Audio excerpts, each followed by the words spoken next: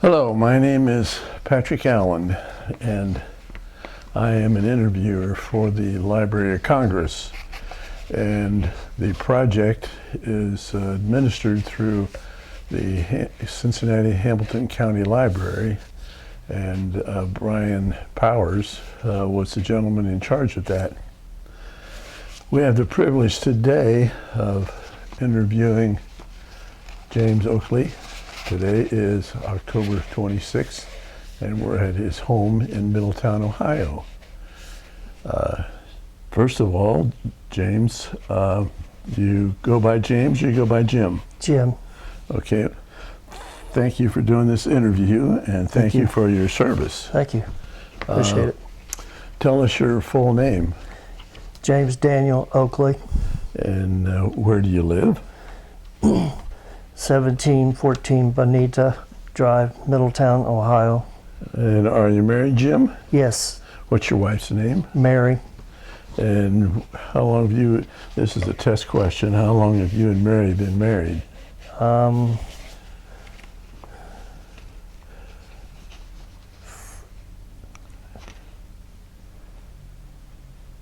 49 years. 49 years. What was your wedding date? October 29th, 1971. Well, you passed that test. Mary's here, so you're okay.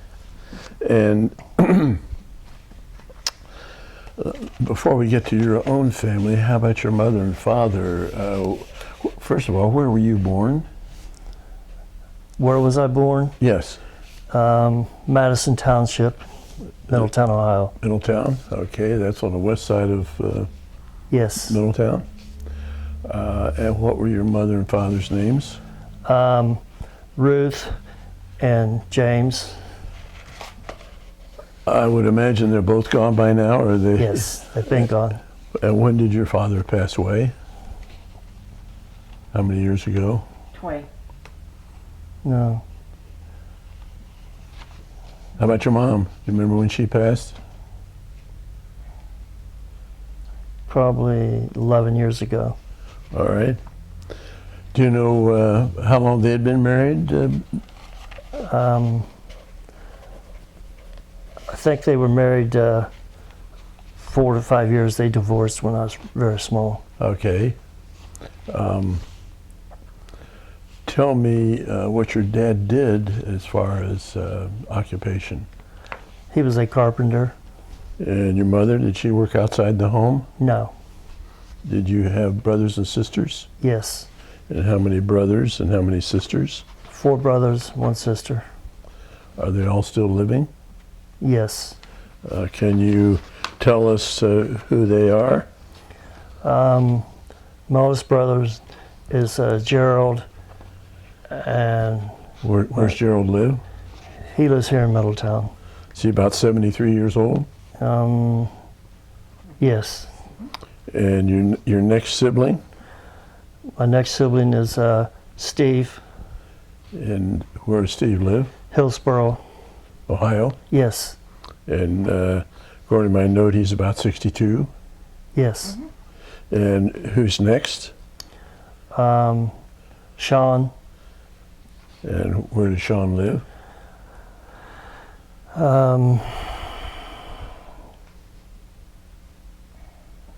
North Carolina. Down in North Carolina? Yes. Okay. And you've got another brother?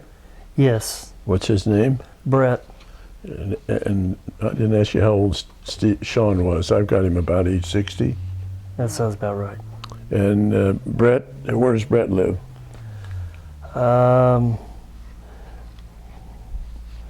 Brett lives in West Middletown, Madison Township. Okay. He's about 58. Yes. And do all your brothers have the same last name, Oakley? No. What's Gerald's last name? Withers. How about Steve? Horn. And Sean? Oakley. Brett? Oakley. Now you have a sister too? Yes. And what's your sister's name? Dana. Dana, about 49. Yes. Where does she live? West Middletown. Is she married? Madison Township. Is she yes. married? What's her married name? Davis. So, Gerald retired? Yes. What did he retire from? Smurfit. What was Smurfit? Paper mill here in Middletown. What did he do at Smurfit? He worked in the beater room. All right, that's part of the processing. Yes. And how about Steve? Where did Steve work? Is he still working? No, Steve retired. Where did he retire from? He was a laborer for Smith & Keller Corporation. What did they build? Construction. Private homes or commercial? I think he mostly did cement. Okay. That's a tough job. Yes. How about Sean? Is he still working? Yes. What does he do? Sean is a botanist for the state of North Carolina. Oh. Okay. How about Brett? He's still working? Yes. What does he do? Brett is a business owner. He owns several businesses around town, mainly the Land Evolution, and he owns a waterproofing company, Marflex. How about Dan? Does she work outside the home? She works for Brett. Keeps it in the family? Yes. Tell me a little bit about your educational background. Where'd you go to school, grade school, elementary? Here in Middletown, I went to Garfield Elementary School before we moved. Where did you go to then?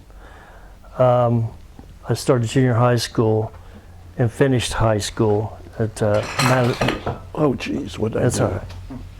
No. It's It's nothing. At Madison High School in Madison Township. When did you graduate Madison?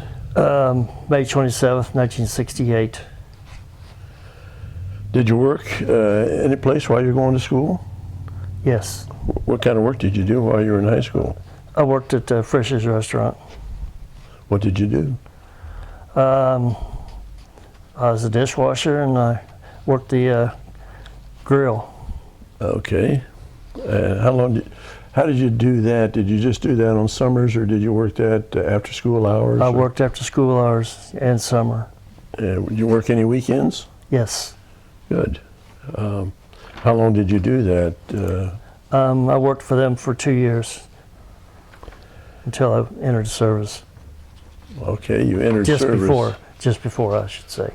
So you entered service. Did you enlist or did you get drafted? I enlisted. I was going to get drafted real soon, so I went ahead and moved it up. That way I could pick when I wanted to go in. So you were 18 and didn't need your parents' permission? No, I was 18. I didn't need their permission. All right. So which branch of the service did you select? U.S. Army. Where did you go when you signed up? Fort Jackson, South Carolina. Well, when you actually signed up, where were you? When you actually enlisted? Cincinnati? Yes, I went to Cincinnati Federal Building. Okay, so you enlisted in Cincinnati and signed up, and then how long was it before you went down to North Carolina? It was South Carolina. South Carolina, excuse me. 2 weeks. What did your parents think about you going, Mom and Dad, or did you talk to them about you had enlisted? I didn't talk to anybody. I just went ahead and done it. I was ready to go. So give me the name of the fort in South Carolina. Fort Jackson. Fort Jackson. How long were you at Fort Jackson? Just a ballpark. Well, I was there for 2 weeks, and then they sent me to Fort Gordon, Georgia for basic combat training, and then they sent me back to Fort Jackson, South Carolina for advanced infantry training. All right. In between those two assignments, about how long were you in the States? Couple months or 3 months or longer? Let's see, 6 months. All right. So you went in, according to my notes here, your service date was October 30, Yes. 1968. And did you go overseas? Yes. Where did you go? They sent me to Long Binh, South Vietnam, How did you get there from the States? by aircraft. Where did you fly from? They sent us to Oakland, California. And we stayed there for a week or so, and then they put us on a bus and took us to Travis Air Force Base in California. Well, before they put you on the bus, did you have more training, or were you just No, kind of they kept us locked up. kept you locked up? Yeah. So at that time, you knew you were going to Vietnam then? Yes, yes. What unit were you in, or what division? I was with the 82nd Airborne Division. 3rd Brigade? Yes, And I've got here, what's this? 2505. 2nd Battalion, 505th Infantry. All right. So, where did you land when you got, the first time you got to Vietnam, where'd you land? Long Binh. How long did you stay there?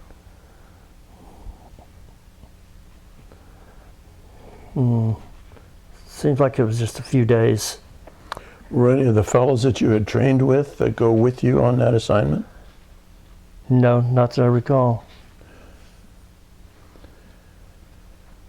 So where did you go from Long Binh? It sent me to 3rd Brigade headquarters of the 82nd Airborne at Phu Loy, South Vietnam. How far was that from where you had first been stationed? I have no idea. How did you get there to your new assignment? Back of a truck. Truck? All right. When you got there, what were your assignments? What were your duties? To acclimate to the climate and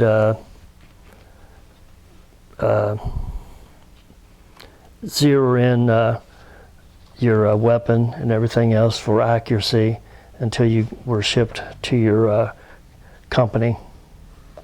So are you out in the field then when you're zeroing in this? No. Okay. It was a brigade base camp. All right. Is somebody radioing into you, or how were you getting the information to give to the artillery or the planes? We received orders, and then when you'd have a formation where you fall out and they do the head count and call off your names, what have you, to see if you're present, and then they would read off where you would go. All right. And then they would pick you up and take you there. All right. Where did you go out in the field? Went to a Firebase. What did you do at the Firebase? Well, see, now Met the officers of the company and was assigned to a platoon, so to speak, and then started my infantry duties. All right. Somebody years from now might be watching this and listening to this, and they're unfamiliar with various and sundry terms that you might use. So what was the purpose of a fire base? What was the makeup of the fire base? It was actually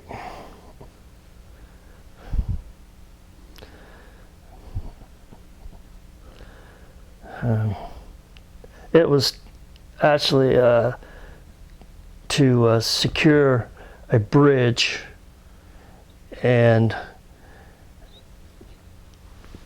it was a company support area, and they would fire mortars from that area, given directions, what have you, and then you would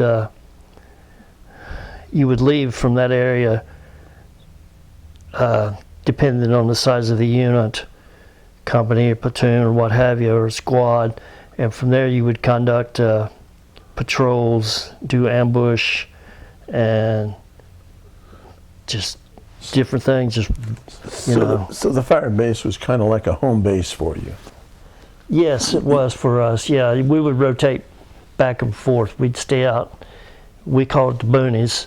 We would stay out in the field for so long, and then another company would report back in, would come back in and man the fire base, the perimeters, and this and that for a while, and then we'd rotate. Well, when you say you go out for a while, what would be a typical assignment for you to go out into the? When you say going out, you'd be going out in the jungle. Yes. And what would be typical length of time that you go out there? We talking days or weeks or hours? No, it was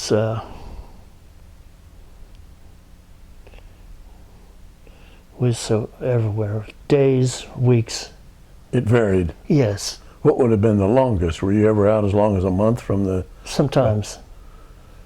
When you'd be out that long, how did you get your provisions, or did you have to carry everything with you? We carried most of our provisions with us, and we were resupplied by helicopter. Okay. When you would be out on those platoon missions, did you engage the enemy at all? Sometimes. Any fellas in your platoon get wounded? Yes.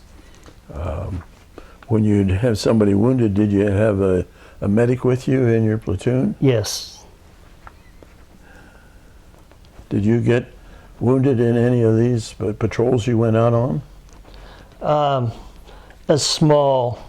very small wound in my below my knee. It was a shrapnel wound. I felt the metal hitting me, what have you, and it was bleeding, but I didn't pay any attention to it. I thought maybe I'd just scrape my knee against something, and when I came home from the Army, there was a sore on my leg, and it never would heal, and finally a piece of shrapnel worked its way out. So when you got that, had you been attacked by the Vietnamese? Yes, we were under mortar fire. Or hand grenade, or what was it? Grenades and rocket propelled grenade, shoulder launched weapon. We'd fire a rocket, and of course AK-47 fire. Did you have engagements with the enemy most of the time at night or daytime? Ours were always at night. You're out in the jungle at night. How are you seeing anything? You set up what you call a perimeter around your area, and you put concertina wire around your position, and you set out trip flares with the wire attached to something, and it was just, the pin was just barely set where it was very sensitive. If someone brushed against it, it would set off light. Okay. And then you had your Claymore mines run, and then every other person would take turns pulling guard for so many hours, and then you'd rotate. You'd catch a couple hours sleep, then back on guard duty. Do you have any instances where you had the enemy trip any of those wires? Yeah. What was the result when the wire got tripped and the flare went off? What happened? We opened fire. So what weapons did you have for defense out in the boonies? M79 grenade launcher, M16 rifles, M60 machine guns. What did you carry? I mostly carried a rifle. I was assigned to a machine gun for just a little while. Was that something that you could carry, or was that? I hauled was, for you. yeah, you would carry the M60 over your shoulder. It was a light machine gun. It wasn't super heavy. Then you had a gunner, and then I was more or less a helper. I would feed the ammo. Okay.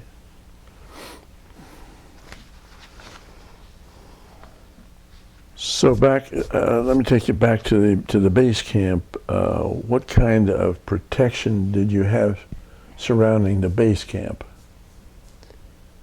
Um, Did you have concertina wire again, or something? oh yeah, different? that was a big complex. The base camp was, and they had artillery emplacements, bunkers, yeah, and it was a permanent fixture. Yeah, it was well protected. So how did they protect the perimeter, though? You had bunkers. Oh,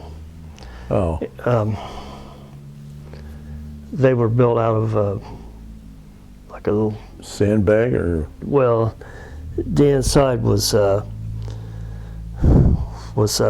wooden timbers. Then you sandbag all around it, and on top you had a defensive position on top. okay. But at night, how would they know if the Vietnamese were trying to infiltrate the camp? Just eyesight? I really don't remember much about the base camp because I wasn't Weren't there in there very long enough? No, Did you ever get attacked while you were in the base camp? no, never.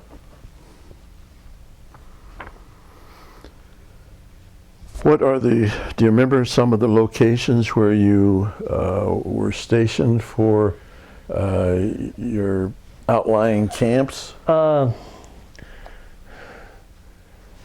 use Forrest Gump's expression, we walked a lot. we went into one area called the Plain of Reeds, and it's also called Parrot Beak. It was right on the Cambodian border, southwest of Saigon, and it was all just water and reeds, and they call it the Plain of Reeds. So we were there for a while in that area, and then we'd move to different places. So were there some dry places in this Plain of Reeds where you could set up your camp? I think there was a road that went through there into Cambodia, and a bridge, and we had bunkers that we'd stay in right there. So did you do much walking through the water and the reeds? All the time. Nothing but water. So what kind of equipment did you have? Did you have high boots, or? No. Just So- regular jungle boots, Were combat your boots. feet wet a lot? Yeah, 24/7. So when you'd be out on these forays, how long would it be between times when you had a chance to take a shower or take a bath? I went along as far as probably close to 30 days without getting a shower a few times. Must not have been very comfortable. Or were you just worried about making it through and not getting shot? Well, true. Everybody smelled the same. What kind of provisions did you have? What kind of food did you eat? Sea rations.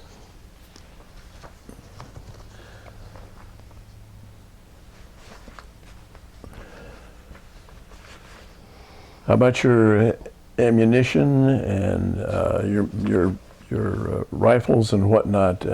How was that supplied to you? Well, you carried your rifle and your ammo with you all the time. You never were without it. And if you needed more supplied, somebody would radio and a helicopter would bring it in? Yes, yes.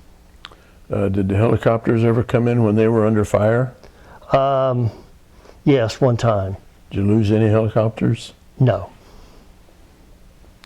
Did you have any men that were either killed or wounded bad enough they had to be evacuated by helicopter? Yes. Do you remember how many fellows were killed? No. Remember how many were wounded? Different times they were wounded. During these periods of time, did you make friendships with these fellows, or did you kind of avoid that? No, we made friendship. Did you lose any friends while you were over there? Yeah. Through death or Yes.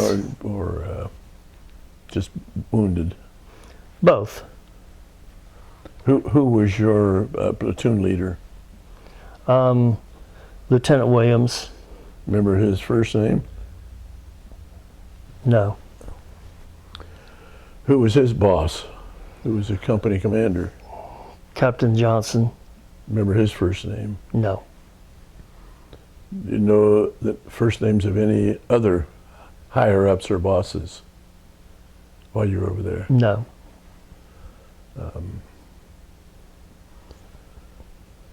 Did you have any time back at home base where you had any entertainment? No, not at our Firebase. They would draw lots and load people up on the back of a truck and take you back to a battalion or a brigade to see a USO show and then bring you back. Were you ever lucky enough to go back to one of those? Oh, yeah. Do you remember the names of any entertainers you saw? No, they were just, most of them were Filipinos. Okay. Didn't see any American movie stars or athletes or No. anybody like that? No, we weren't that privileged. That was for people at the base camps and things like that. Okay. That saw those, not the people out in the boonies like we were. But when you drew lots, did you ever go back and the entertainment was always the Filipinos, or did the USO Right. have any Yeah. named people come in? No, I never seen any. Okay. Did you have any leave while you were over Vietnam? Yes. Any rest in R&R? Yeah. When was that? How long had you been over there before you got a chance for R&R? I was there probably about 4 months. And when you got that, where did you go? I went to Hong Kong. How did you get there? They trucked us, either trucked us or we flew in a helicopter.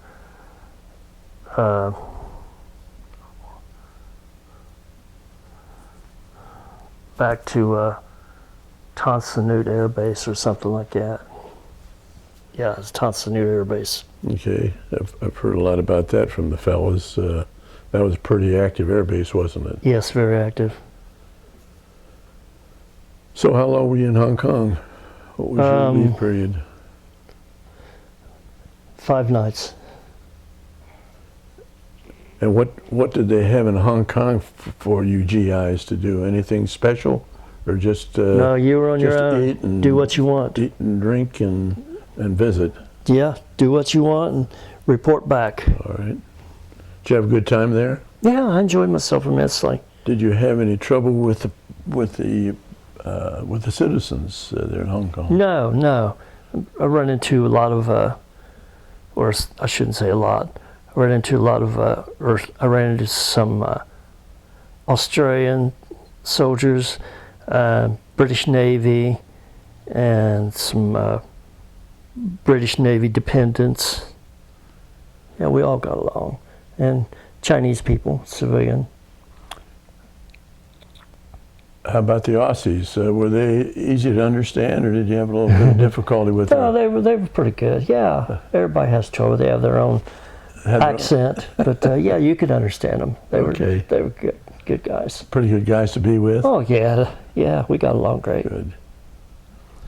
So when you left Hong Kong, where did you go back to? Back to Tan Son Nhut, and then they truck you back or fly you back to. Eventually, work your way back to your Firebase, your unit where your company is. Where was it at that time, if you remember? Place called Hoc Mon. Do you know how far that was from your the one where you were when you left on R&R?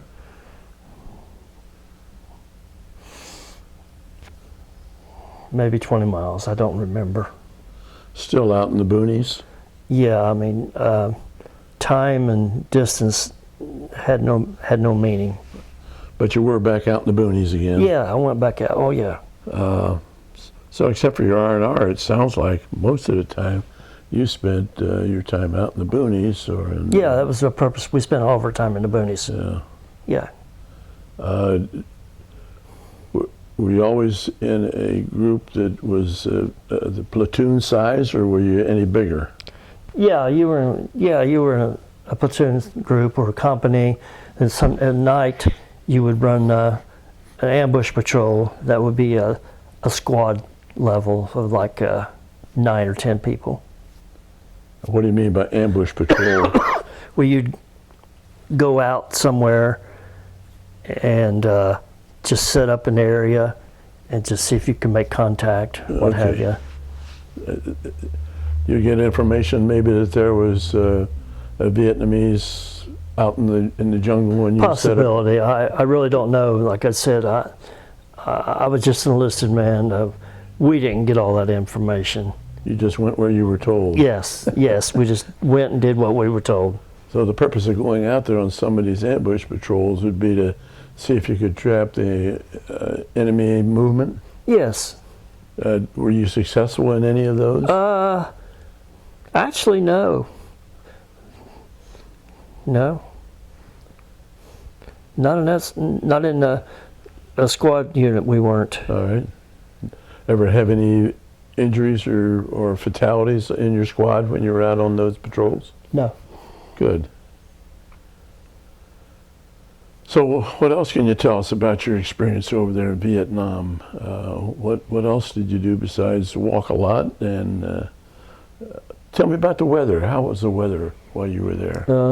There was actually 2 climates, hot and dry, hot and wet. And for the first 4 months before you went to Hong Kong, about how was it? Was it hot and dry or hot and wet? It was the beginning of monsoon season. Okay. It rained all the time. So were you able to stay dry at night at all? Sometimes, yeah. You had a poncho. You could put a poncho over you. It was a lot of fun, wasn't it? Yeah, yeah. So when you got back from Hong Kong, did that become the dry season, or was the monsoon still going on? No, I think it was close to the end of the monsoons. Did you have any rivers you had to cross? Yes. Were some of the rivers you crossed swollen by the monsoons? Well, they weren't really rivers. They were canals. Okay. There weren't that many rivers, so to speak. They were they were more or less in correlation with the Mississippi River or Ohio River, stuff like that. You didn't cross those, but we crossed numerous canals. Okay. Now, were those man-made canals? I guess. So how'd you cross those? Were there bridges, or did you have to wade, or we'd canoe? Not canoe, but raft. No. The taller fellows would go across first, and a lot of times they would tie a rope to a tree or something like that, and then the fellows on the opposite bank then would also tie off the rope. And when you cross it, then you try to hang on to the rope because you didn't know how deep the water was or anything like that. Now, you're not real tall. How tall are you? 5'7".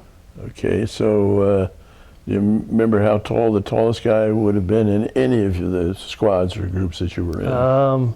Probably 6 foot. Seems like our platoon sergeant was like 6 foot. Well, that's not very tall to be wading across the creek or a canal. Well, you had some taller guys that would stagger themselves like in the middle of the canal.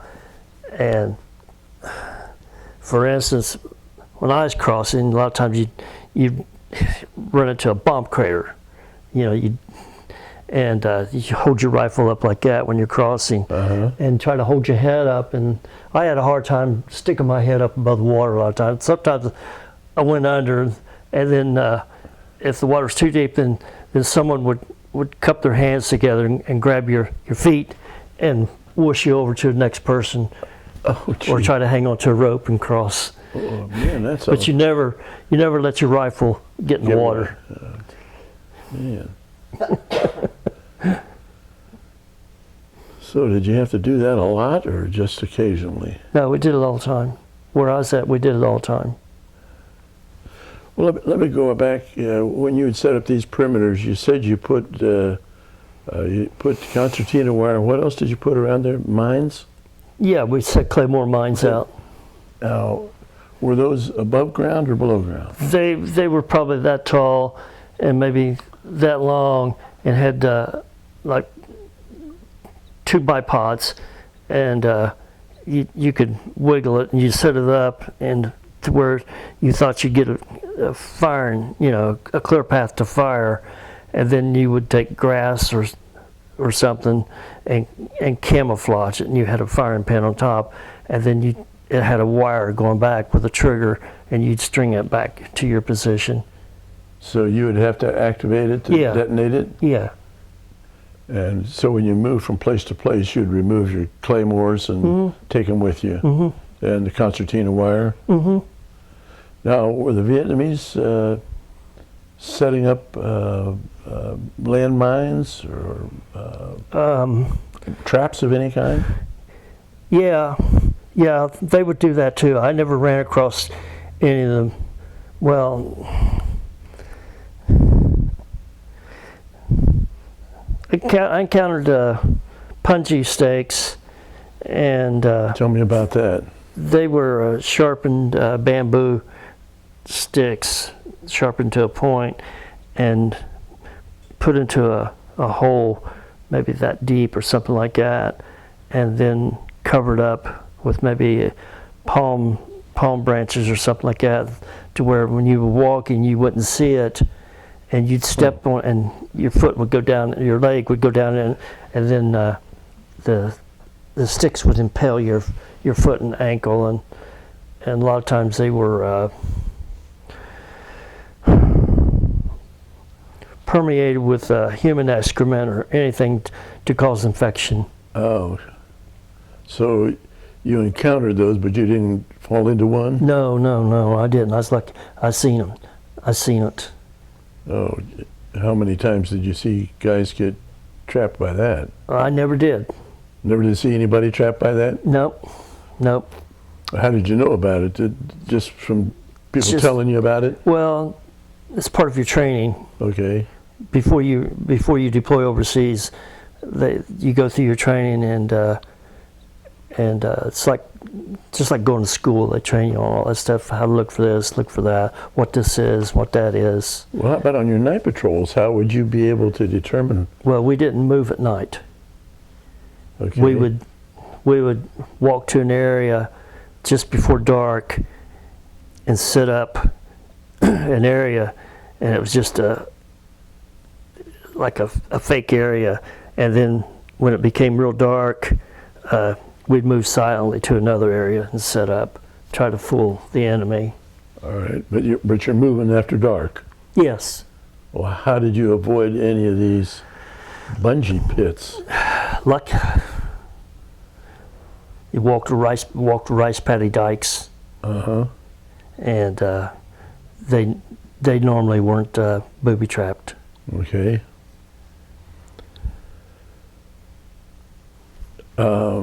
While you were over there, did you receive any mail from home or send any mail home? Oh yeah. Yeah. How did that work out? Ever so often, you'd get mail when you go back to your Firebase or something like that. They'd bring the mail out and stuff like that, or pick up mail if you had anything to send. Did you send letters home? Yeah. Were those letters censored so that you weren't telling anybody where you were, No, what you were doing? No, mine weren't. No, they'd done away with all that. Did your folks keep any of your letters? I I don't think so. We just weren't allowed to give out personal information, where you were at, your unit, and all this and that, so to speak, you know. In case you were captured by the enemy, they didn't want Right, the they enemy would, to have they your would use personal that, stuff? yeah, if they was to encounter that. Well, did you have a girlfriend in high school and when you went over to Vietnam? Yeah. And who was that? Just, With your wife Mary here, we probably ought not talk about her. oh, I don't care. She knows. It's just a girl that I dated. Okay. That's all. So did you write to her from Vietnam? Yeah. And so let me ask you a crazy question. Knowing what you know today, if you had the chance to do it over again, would you go back? At my age, no. Well, if I were younger, yes. Would you?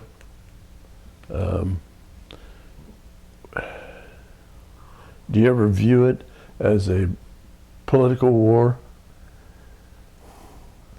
There was no doubt it was a political war because in the end, nothing was gained. But while we were there, you know, we did our job, that, you know, to protect, I guess, democracy and try to bring democracy to the South Vietnamese government, which ultimately failed. Did you take any prisoners while you were there? Your squad or One your time. platoon? And what did you? How many prisoners? One. How did you capture that individual?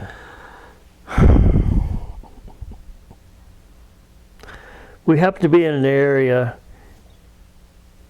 I didn't personally capture him, but I was Well, that's all sort right. of involved. We seen him running, and then someone got him and brought him before the company commander. Somebody caught him or shot him? They caught him. Caught him, They didn't shoot okay. him. Now, did you see him? Yeah. How old a person was it? Was it a young boy or a middle? No, he wasn't a young boy. He was a young man. Okay. Did he speak any English? A lot of them wouldn't speak English. They could, but they wouldn't speak it. They So wouldn't let you know that they could, huh? yeah, yeah.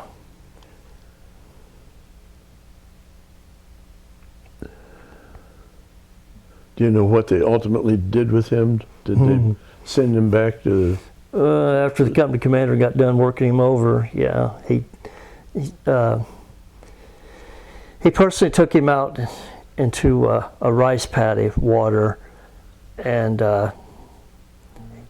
he stripped him of his trousers and attached electro leads from a radio to his body, and then had the radio operator turn the crank to get electricity going through, and to try to make him talk, and that didn't work. Then he grabbed him by the back of his head and forced his head underwater, and then pulled his .45 pistol out and stuck it next to his head and dry fired it with no round, just the clicking noise, to try to scare him. And he still wouldn't talk, so they roughed him up a little bit and turned him up. They called out the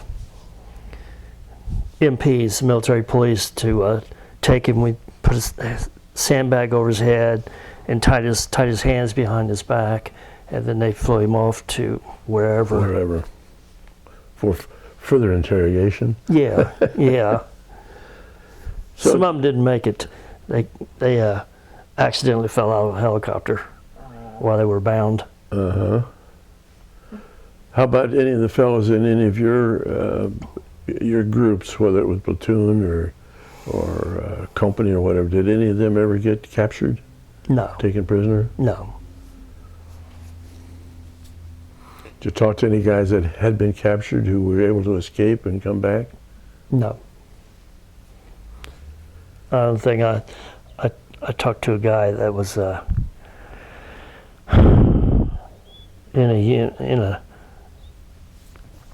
a squad that had became overrun by the Vietnamese, and he was a lone survivor.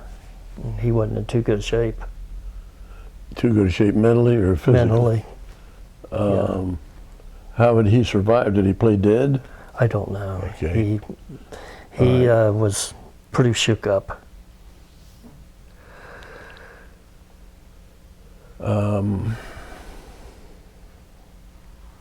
What else? How about your helicopter rides? Did you how did you view any helicopter rides? Weren't they pretty dangerous?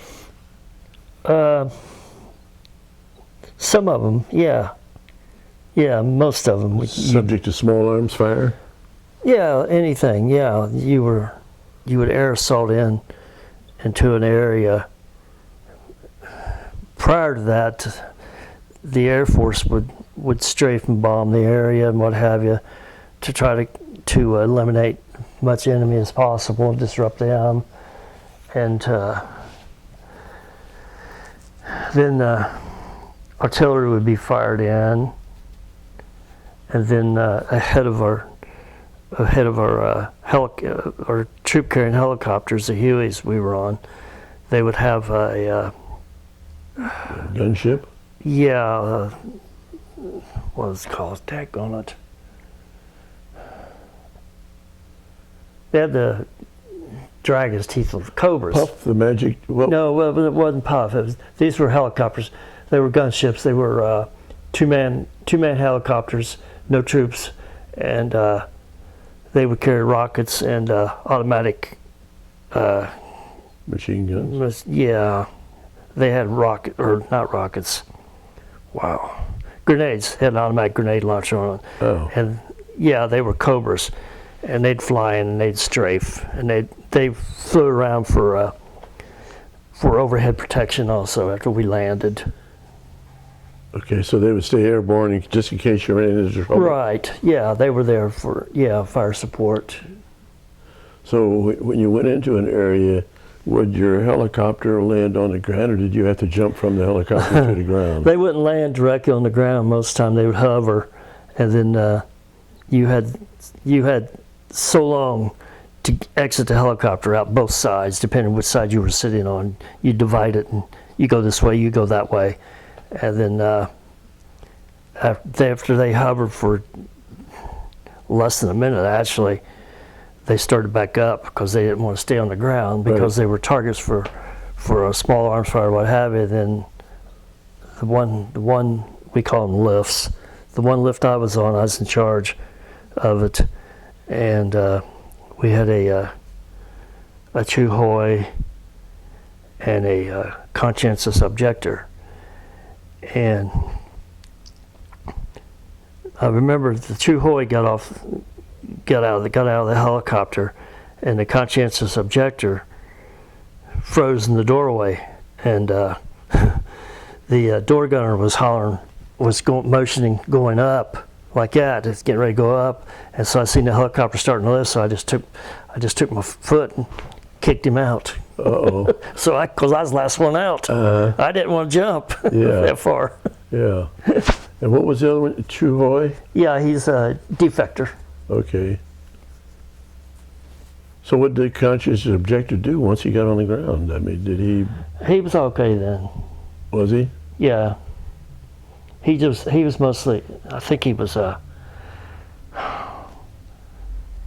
medic. Yeah, he was non-combatant. Okay. So these helicopter guys that are taking you in, they want to get in and out just as quickly as possible, Oh, right? definitely, yes. Yeah, they wouldn't wait around. Yeah.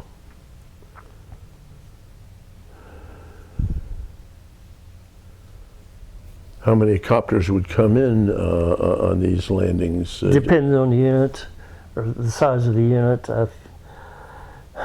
Seems like there was we had like 10 guys, or 9 or 10 guys to each helicopter. Okay. So did you have times when just one unit would drop in, or did you have? Yeah, the first one's in. Your job is to exit the helicopter and go left and right, out so far, like say from here to the street or the other side of the street or where the house is, and spread out and secure the area for the others to come in. All right. You go out 30 or 40 yards and, Yeah. okay. So were all those landings that you had without any incident? Nobody got shot up on No. any of those? No. Good. So,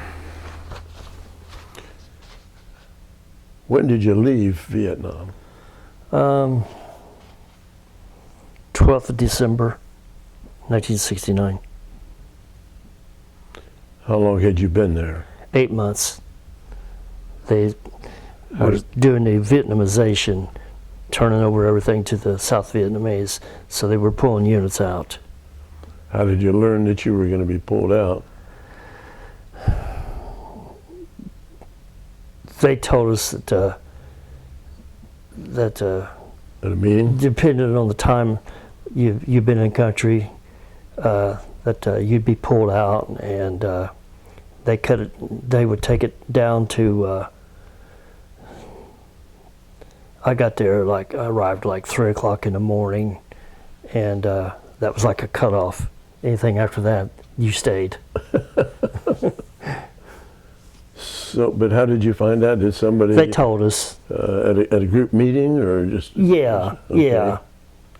yeah. We really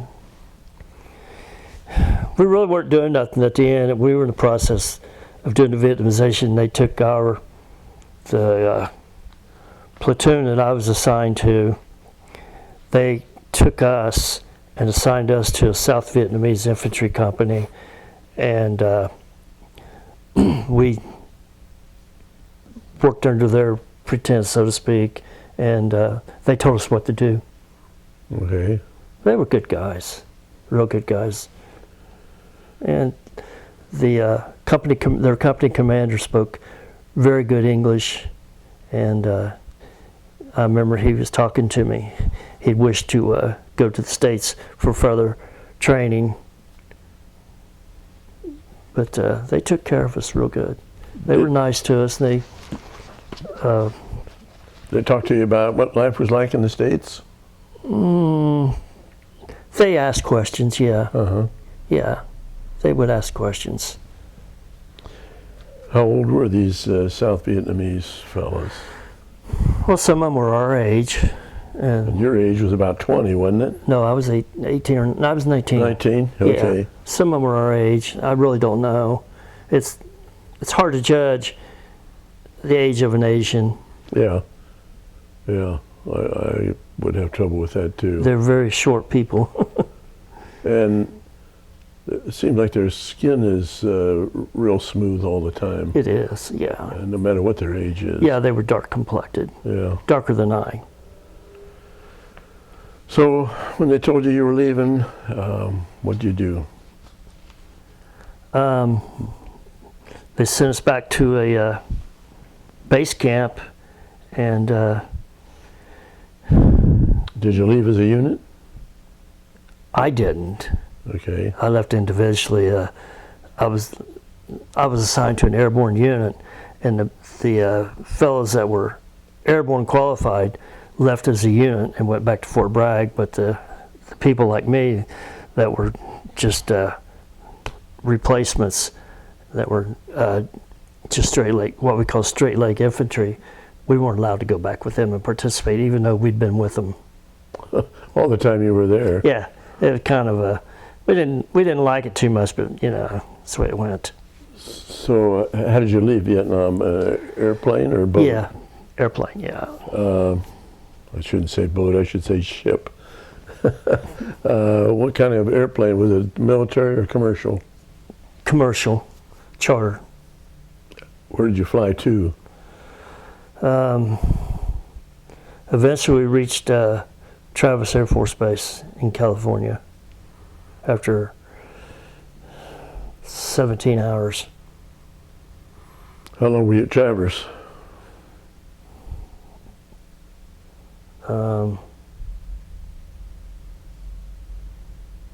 Not very long. Hours or days? I'm gonna say hours. Then where did you go?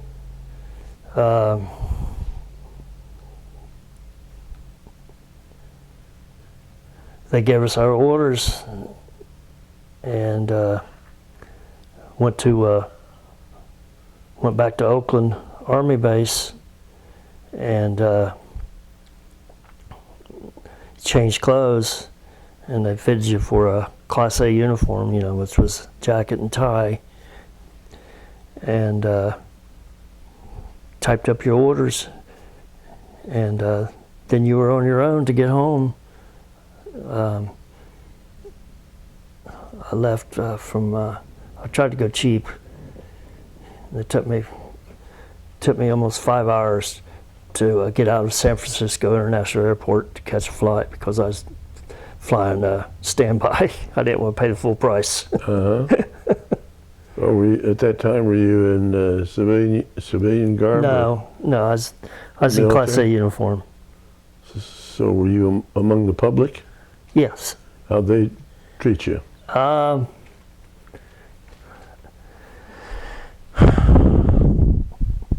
Really didn't have any interaction with public except one gal. I was going through the tarmac, so to speak, or not tarmac, but the terminal area, going to my gate, and she was dressed in black, and she made a comment to me, wisecrack to me, and she called me a baby killer, and then she spit on me. You just kept walking? That's all I could do. Yeah. Were there any other military near you at the same time? Oh, it was full of military. It wasn't a lone incident. It happened to other people too. Yeah. You know, I just happened to be there, going by there when she was right there, and she took it out on me, and I'm sure she did it to the next person. Thanks for your service, huh? Yeah. Oh, jeez. Yeah. Well, what was your rank when you went in? E1. What was your rank when you got out? E4. And when, time-wise, did you get those increments of promotion? I don't know, just whenever they give them out. Well, did you get any medals as a result of your service? Yeah. Tell me about that.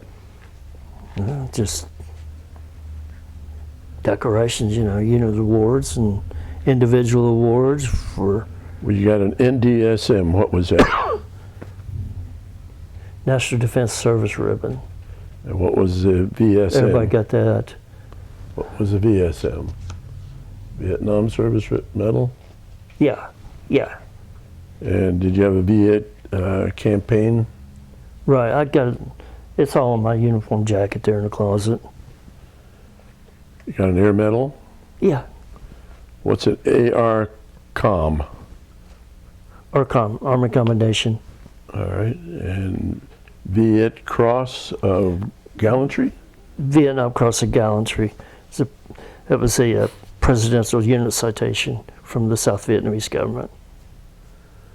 Was there any one thing that led to your getting that unit citation? Any one engagement, or was it just general service? General service, yeah. Thanking the Americans for, fighting for them.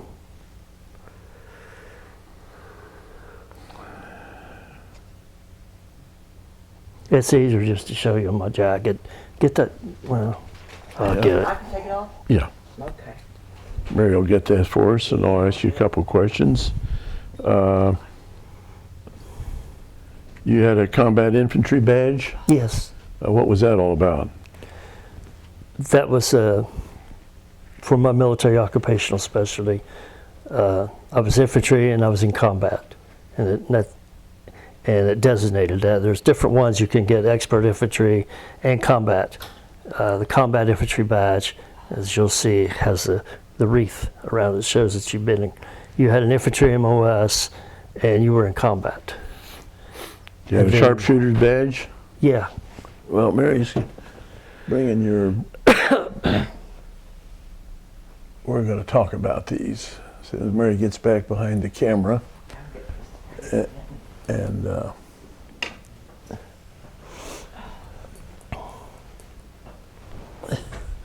Mary, if you would, Scroll over. put the camera so you can see Like him and the towards toward this way? yeah. Move the camera. No, the camera.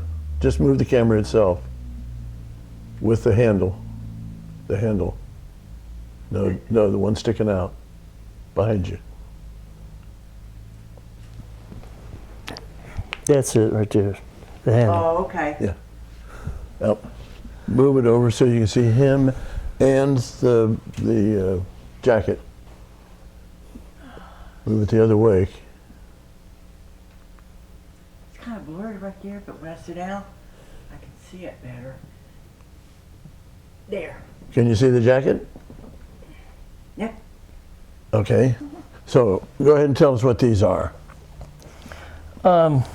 What's the blue one on top? This is a combat infantry badge with the wreath. That shows you've been in combat with an infantry MOS, which being the rifle. All right. Tell us about these. That's an air medal, Army Commendation.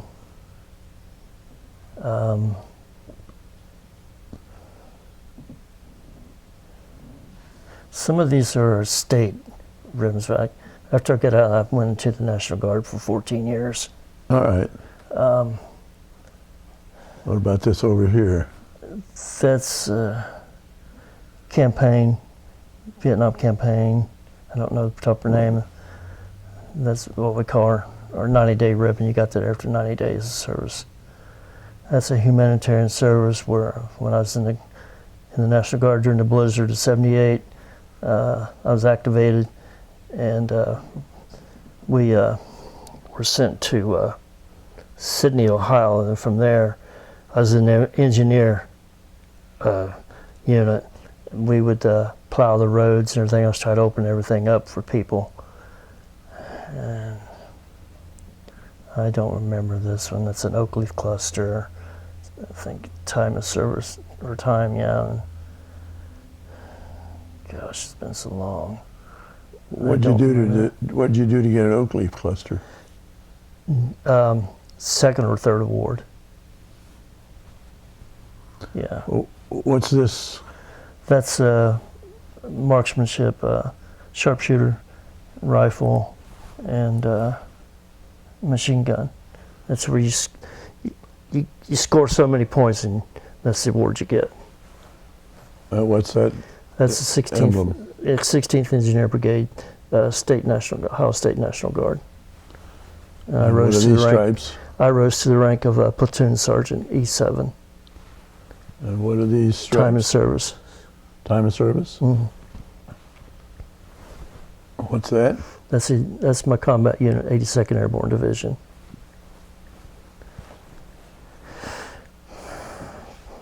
Presidential Unit Citation, Meritorious Unit Citation, and Vietnamese. I just told you I had a memory loss. Cross of Gallantry with palm leaf. All right.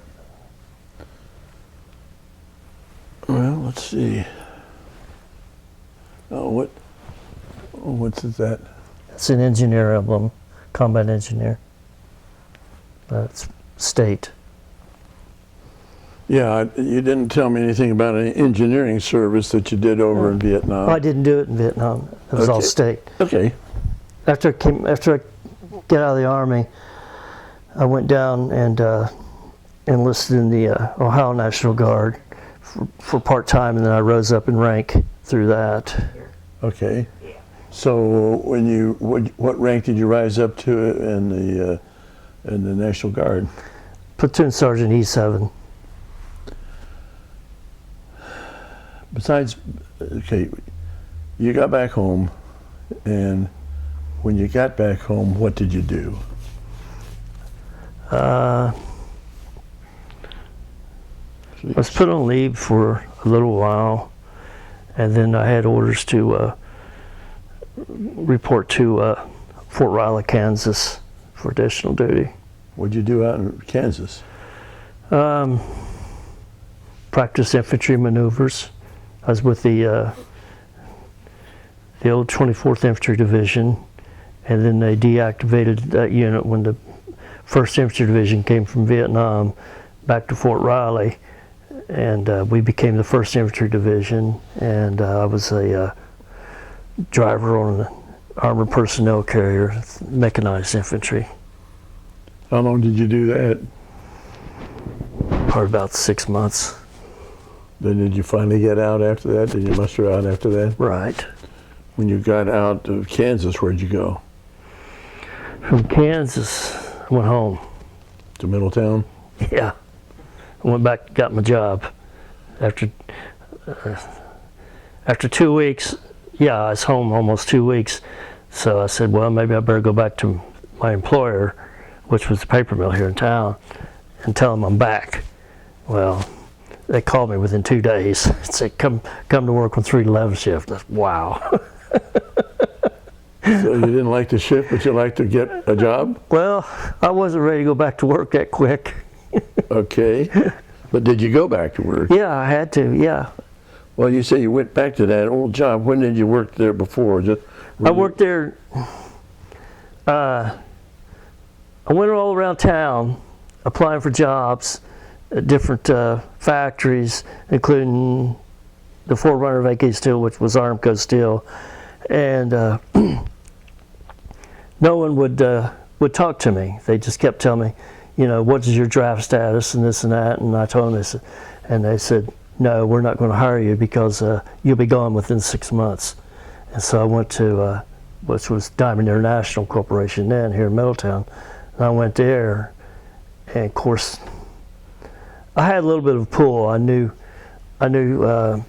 personally some of the engineers that worked there, and this and that.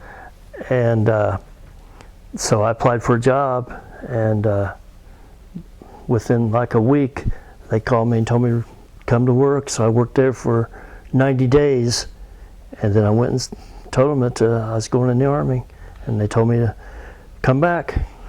Okay, so during that 90 days, what was your job? I worked in the printing department, worked on a printing press. So when you came back from service and they let you come back, did you go to the same job? No, they'd done away with that department. I had to start all over again. Doing what? What they call a packer, where they would take the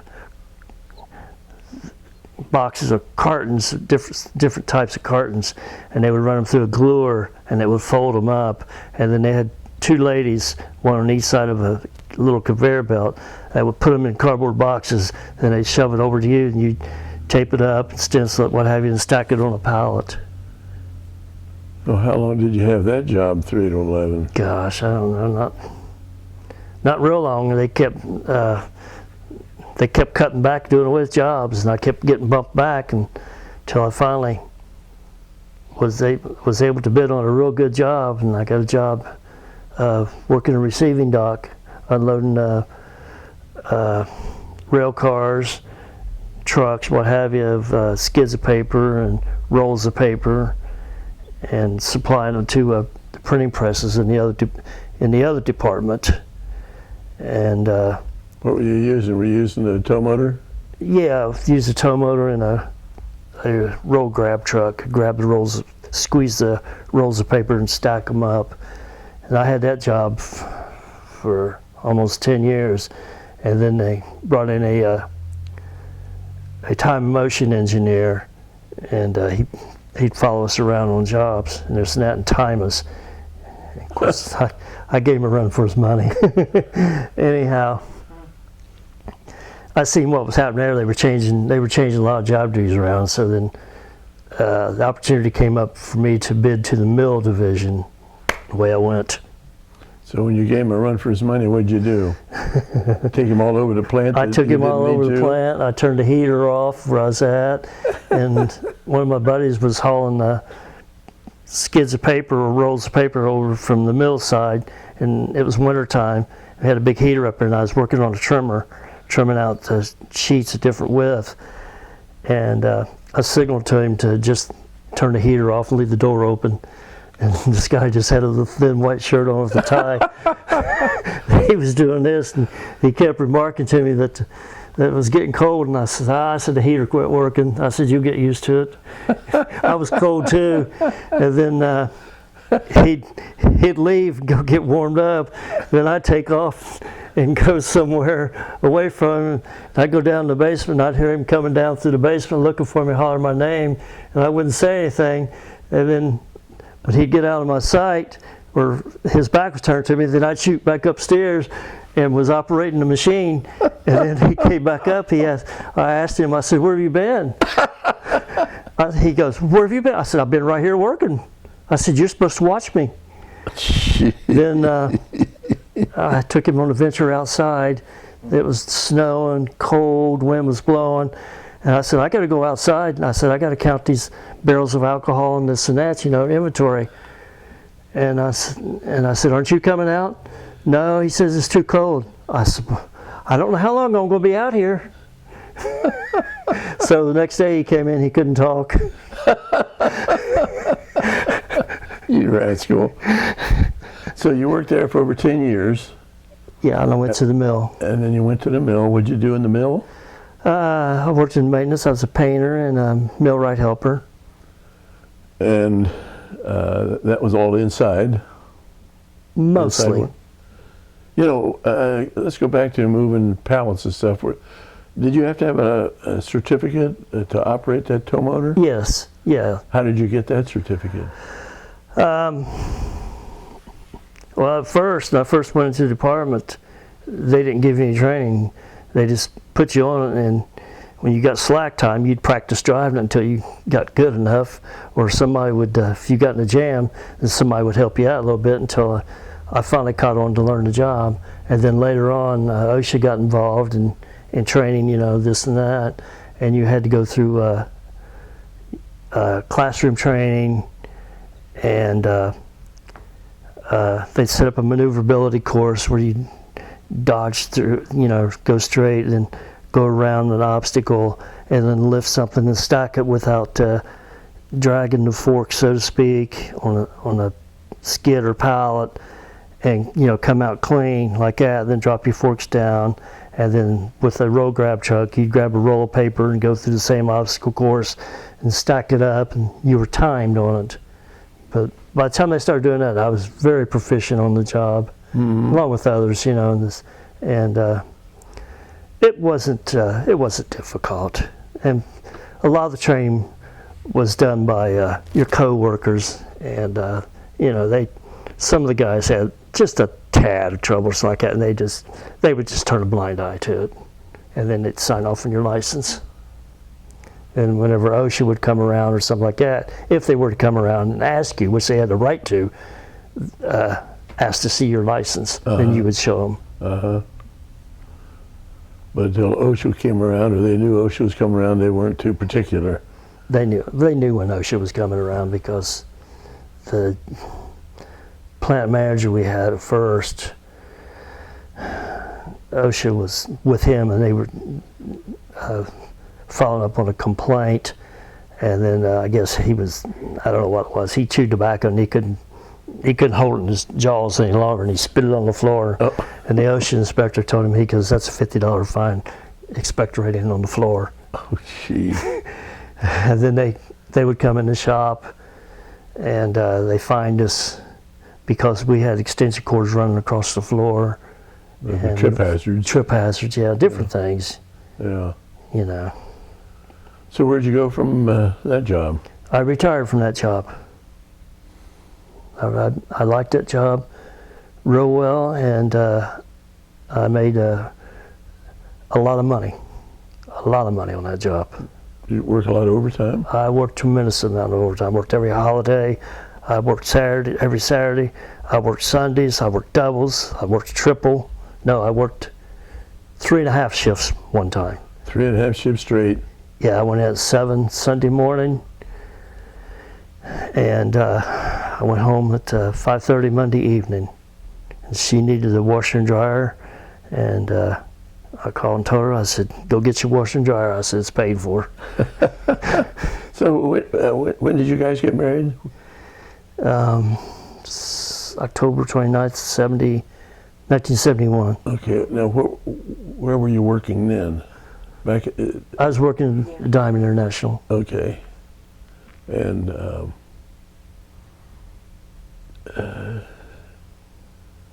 you have children? Do we? Yeah. Yeah, we have two. And what are their names? Kenny and Kathy. And which one's the oldest? Kenny, How old's Kenny? 48, And Kathy? 45. What's Kenny do? Kenny works for Advix Corporation in South Lebanon. He makes, he's a press operator. They make OEM parts for Ford, GM, Chrysler, Toyota. It's owned by Toyota, actually. And they make the brake components for brake shoes, brake pads. OEM means original equipment? Original equipment, yeah. They ship straight out to the manufacturer. All right. And your daughter was what, Kathy? Yes, How old's Kathy? 45. And does she work outside the home? Yes, What does she do? she's a home health care aide. Does your son have children? No, he's not married. He won't get married. He doesn't want to. He did not want the responsibility. All right. How about Kathy? She married? She was. Okay. What's her married name? It was Metcalf. Metcalf? Yeah. And when she got divorced, did she go back to Her maiden? husband. Her husband was killed June of this year. Oh, I'm sorry to hear that. An incident over an old car. He got beat up, and he died as a result of that. Really? Yeah, he didn't. It was a funny situation. They did the autopsy and this and that, and the autopsy came back, and we didn't know it. But he was had been using meth, and meth through our medical granddaughter. She knows all about that stuff. Meth causes your heart to increase and race, and so evidently he must have had a heart attack and just keeled Oh, over. wow. Yeah. Huh. Well, that's too bad. So she have children? Yes. How many? One daughter, Kayla. Kayla? Yeah. Oh, do they live here in Middletown? Yeah. Kayla lives just up the street from us. And how about Kenny? Kenny lives that way from us, couple Still in Middletown? streets over. Good. Everybody's close. Good.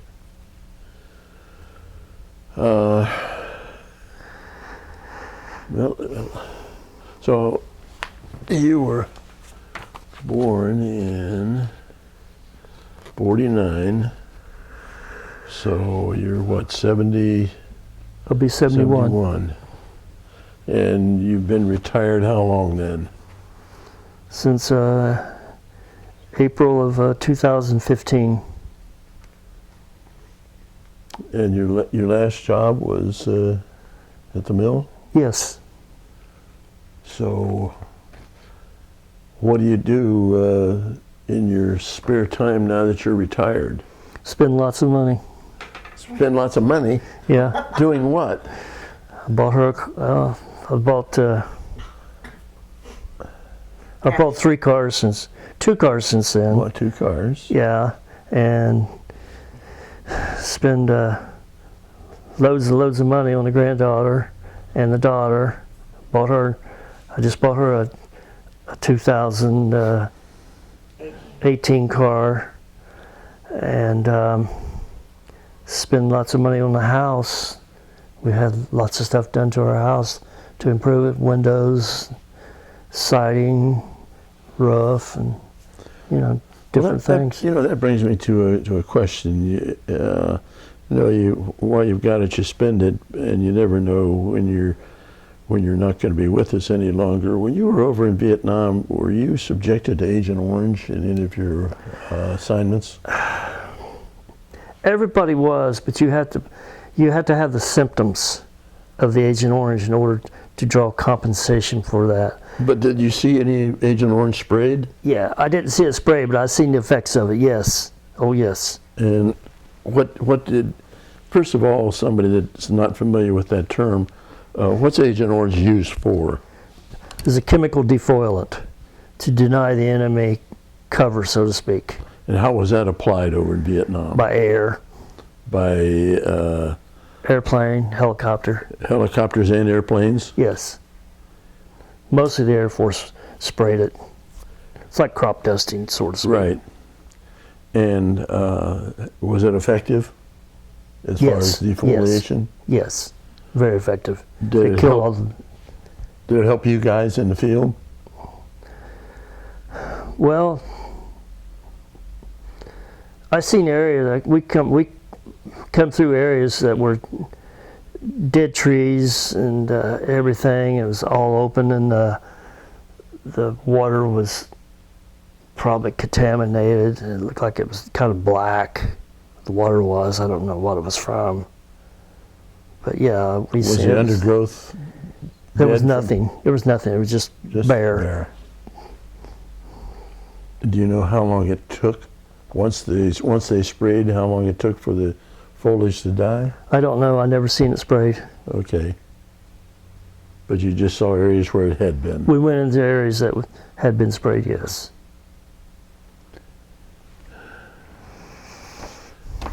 Well, do you ever get together with any of the fellows that you served with?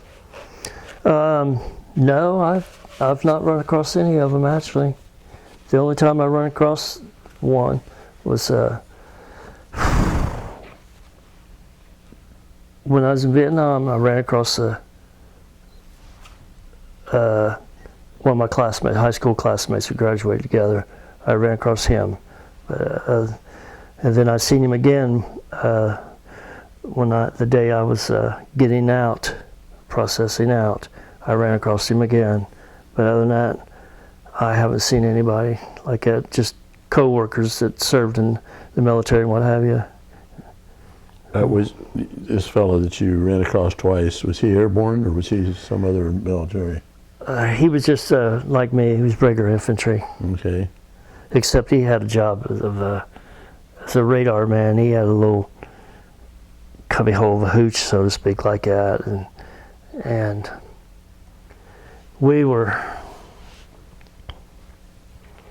we'd come back in from the boonies, and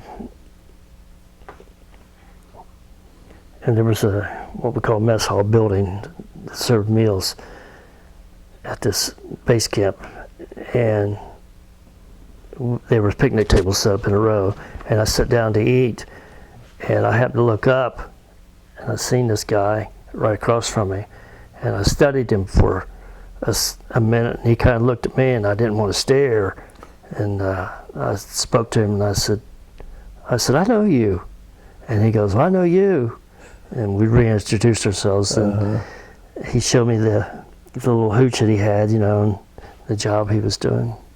And so I got to spend a little time with him, maybe an hour or so. Good.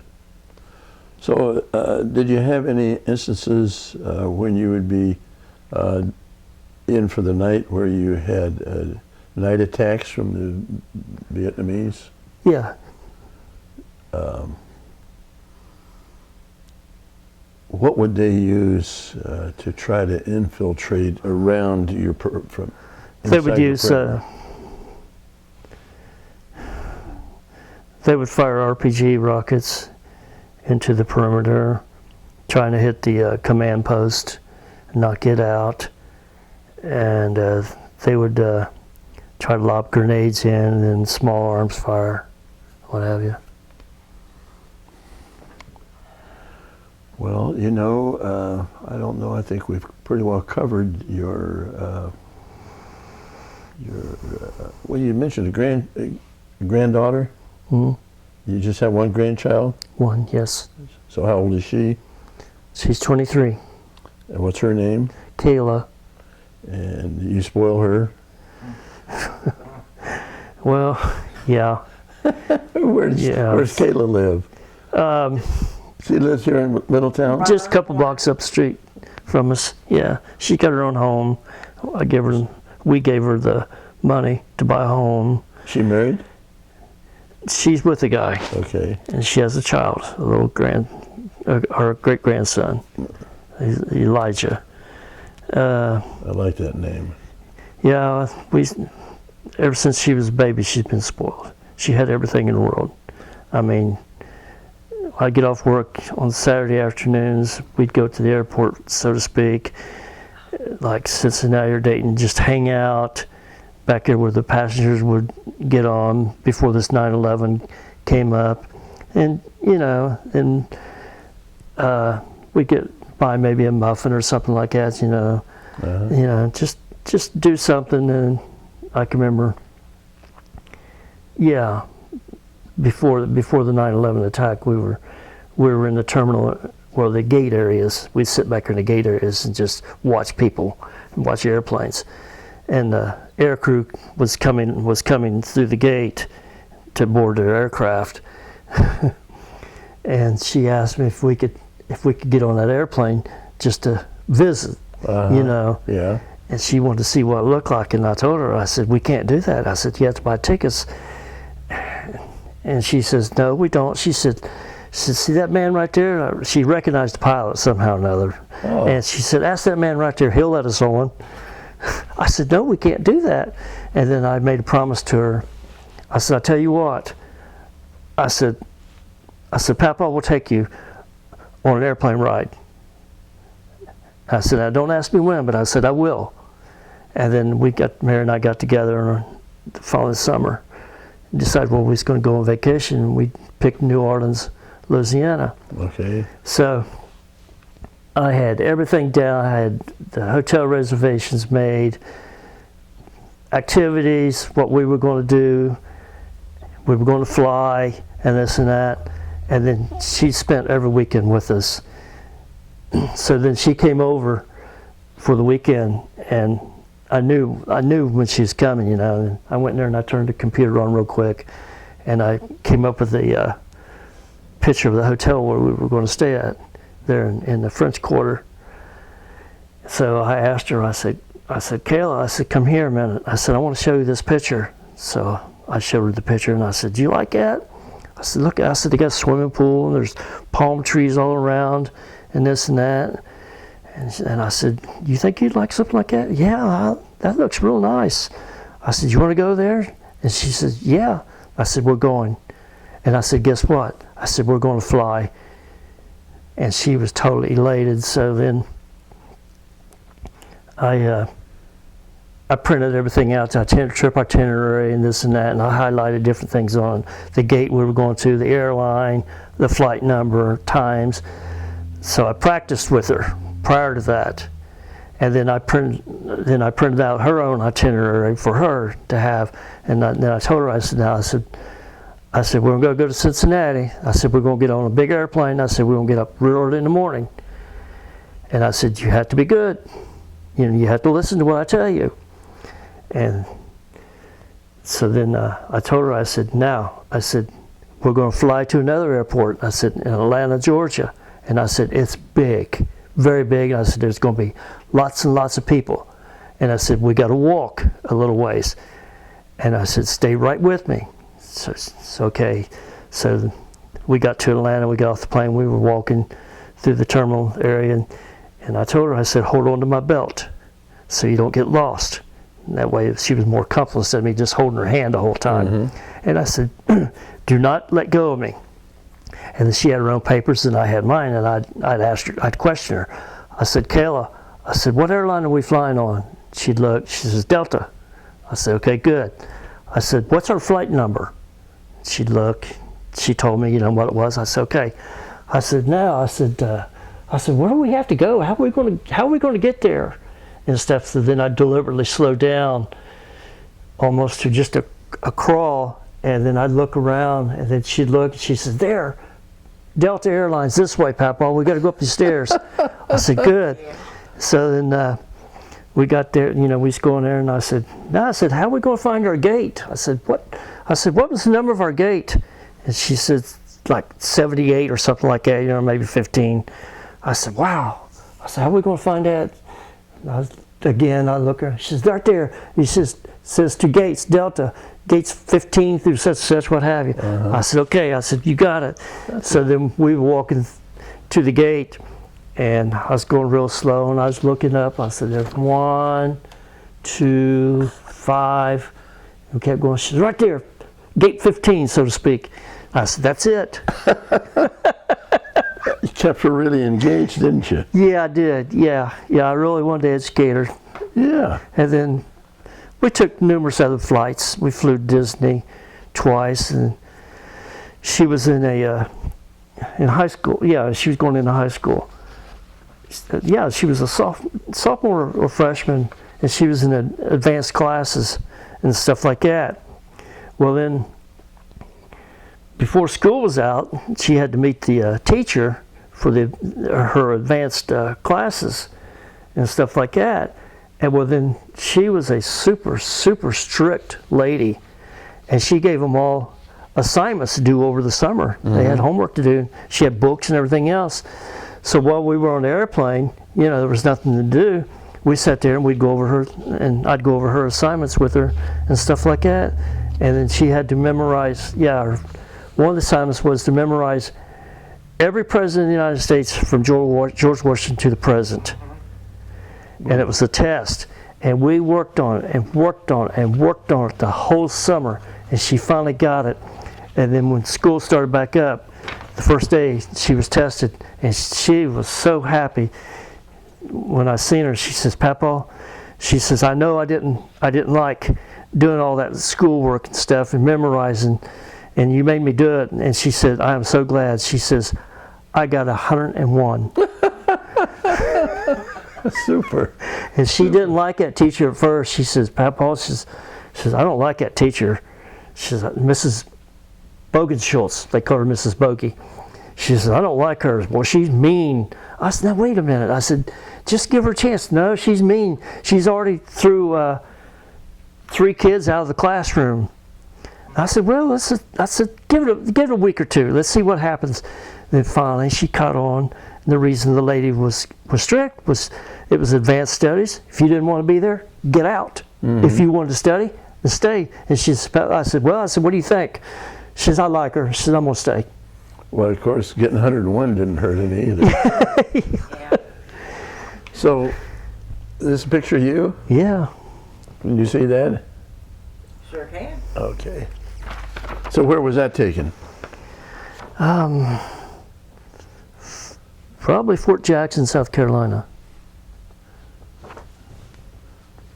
That or Fort Gordon, I don't remember. Is there anything that we've missed out on? No. I know I met you through, we'll give a plug for the group that we go to. You go to frequently, and I go as often as I can, the Veteran Social Command. What is that? It's just a group of veterans who get together and just socialize and keep abreast of current events through the VA and everything else. And they have a group of fellows, probably 4 or 5 fellows, that if you've got any issues and with the VA and you want to claims or file appeals, and then you bring in your DD-214 form, and then you sign your name on a list, and they call your name, and then they talk to you separately away from the group, and they ask you different questions, this and that, and then they decide amongst themselves, yeah, he's got merits, we'll take it on, and this and that, or no, we don't think you got a chance, and And they've got guys from the Second World War all the way up to Larry he is such a nice person, and then Bill, he's the Korean War guy. Yeah, they are great. Dennis does a fantastic job of running the organization and recognizing them fellas. I think it's great. Yeah. And how they, Sharon will set up a area at the head of the table for them, have their coffee ready for them, and get their food for them, so that, because they're having a hard time getting around right. now. They're advanced. Especially Larry's on a Especially walker. Larry's on a walker. And Don gets around pretty well. I can tell they really appreciate it, and I've talked to Larry several times while I've been there, and you know, he's still got a sharp mind. Yeah. Right. Well, I think we've about exhausted our interview. I want to first of all thank you Well, thank you for for stopping giving us by. this interview, and thank you for your service to. Well, I know appreciate you that. You're told welcome. that a lot, and it's a worn out phrase, but I admire you guys so much. Well, we appreciate you coming down and taking the time and what you think of us.